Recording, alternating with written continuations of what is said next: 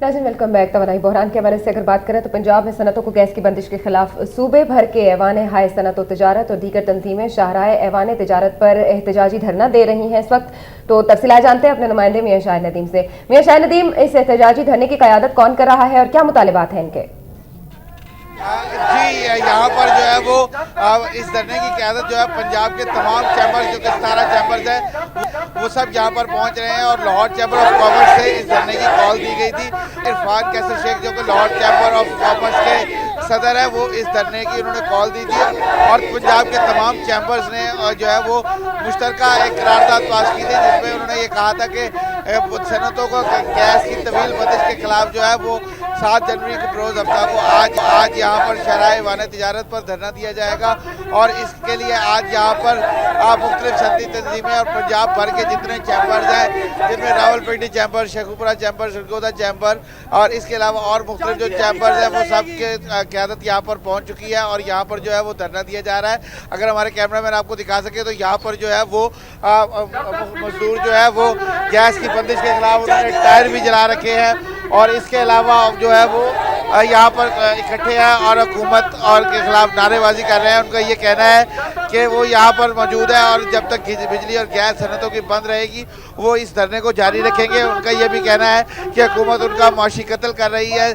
आज मजदूरों का ये कहना है कि जब फैक्ट्रियाँ ही नहीं चलेंगी, जब सनतें ही नहीं चलेंगी तो उनको तनख्वाहें कहाँ से मिलेंगी। उनका ये कहना है कि वो दूर दराज से सिर्फ अपने बच्चों की रोजी रोटी कमाने के लिए सनतों में काम करने के लिए आते हैं। और अगर फैक्ट्रियाँ जो है वो उनकी चिमनियाँ धुआं ही नहीं उगलेंगी तो वो कैसे जो है उनको रोज़गार मिलेगा। हफ्ते में पहले 3.5 दिन के लिए गैस बंद की गई, उसके बाद अचानक 4.5 दिन के लिए बंद कर दी गई और अचानक एक दिन गैर मुय्यना मुद्दत के लिए। अच्छा मियां शाहिद नदीम, ये बताइएगा कि टेक्सटाइल की सनत के हवाले से अगर कुछ बात की जाए तो एप्टमा के सदर गौहर एजाज ने बातचीत की थी, मुज़ाकरात किए थे गवर्नर पंजाब से। क्या टेक्सटाइल की सनत वाले भी यहाँ पर सरापा एहतजाज हैं?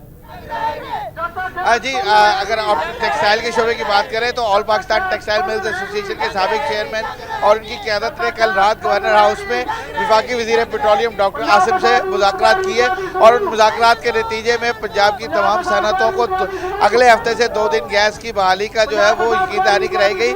लेकिन इसके बावजूद यहाँ पर जो मजदूर है वो सरापा एहतजाज है और ये कॉल पहले से दी गई थी।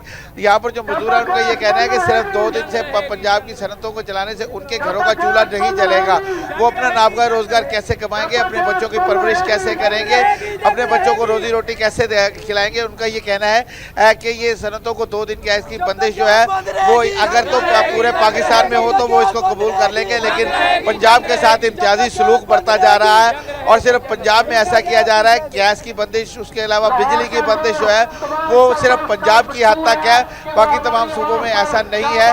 और जब तक ये पंजाब के साथ इम्तियाजी सलूक किया जा रहा है और जब तक पंजाब के साथ ये इम्तियाजी सलूक बंद नहीं किया जाएगा उनका ये एहतजाज जारी रहेगा। अच्छा मैं शायद नदीम, हमें ये बताइएगा कि हुकूमती नुमाइंदों में से कोई इन एहतजाज करने वालों की फरियाद सुनने के लिए आया? कोई हुकूमती नुमाइंदा जो इनकी बात सुनने के लिए वहां पर आया हो?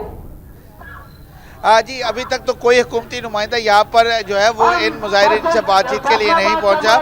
मैंने आपको पहले बताया था कि कल रात जो है वो गवर्नर हाउस में डॉक्टर आसिम ने जो है वो पंजाब की सनतों को 2 दिन के लिए गैस की बहाली का यकीनदारी कराई थी और ये कहा था कि अगले हफ्ते से सनतों को 2 दिन गैस की बहाली दी जाएगी। लेकिन मजदूरों का ये कहना है कि 2 दिन सनतें चलने से उनके पेट नहीं भरते, उनको सनत जो है वो सनतें कैसे रोज़गार देगी, बेरोज़गारी की शरह में खौफनाक हद तक इजाफा हो जाएगा। उनका ये भी कहना है कि अगर ये जो अनाने हुकूमत में बैठने वाले हैं वो अगर ये कहते हैं कि 9 महीने का कॉन्ट्रैक्ट है तो इससे पहले ही 160 रोज़ जो है वो सनतें बंद हो चुकी है।